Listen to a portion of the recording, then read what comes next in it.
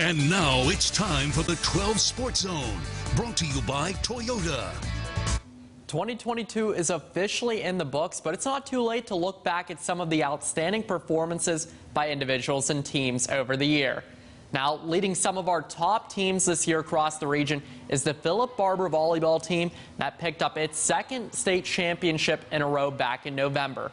Emily Dennison, McKenna Haffen, and Madison Weiss each earned a spot on the all-tournament team, and Dennison closed the chapter on her storied high school volleyball career that saw her rack up over 1,000 kills, including the one that sealed the championship for the Colts.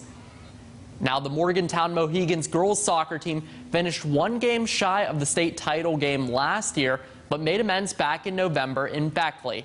The Mohegans were able to defeat Parkersburg South to pick up the AAA state championship that went into overtime.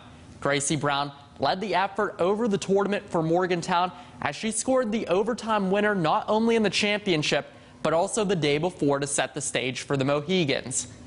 Now, heading to the hardwood, where two basketball championship titles reside in north central West Virginia, Morgantown not only knocked off Parkersburg South in the girls soccer championships, but also in the boys quad A basketball state championship. The Mohegans' eventual loss in the 2021 state tournament, and the Fairmont senior boys basketball team celebrated the AAA state championship over Shady Spring via a Zykeas Dobbs game winner. Now, some people call it the University City, but I think you can make a claim that Morgantown is home to the cross-country championship city as well.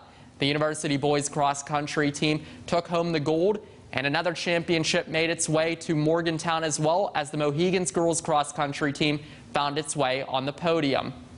And when you mention Morgantown's girls cross-country or running in general, you can't exclude Irene Riggs. She not only finished as the top runner in the state for AAA or regionally, but in the country.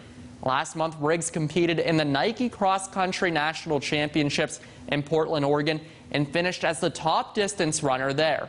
Riggs finished 14 seconds before any of her other competitors, and she hasn't just been impressive in 2022. Although she has a pretty full trophy case with 3 state championships, a regional championship, and now a national championship. Riggs plans on continuing her running career at Stanford next fall. And we'll stick with running here to close out our recap of top performances in 2022, as the Doddridge County boys track and field team was able to win its 3rd straight single-A championship in the spring. The Bulldogs were down a few points to Route 50 rival Ritchie County, but they say it's not over until it's over.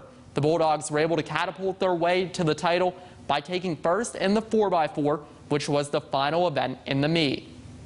And now let's take a look at the final score of the Steelers game, as Pittsburgh is able to pull away at the very end and win 16-13.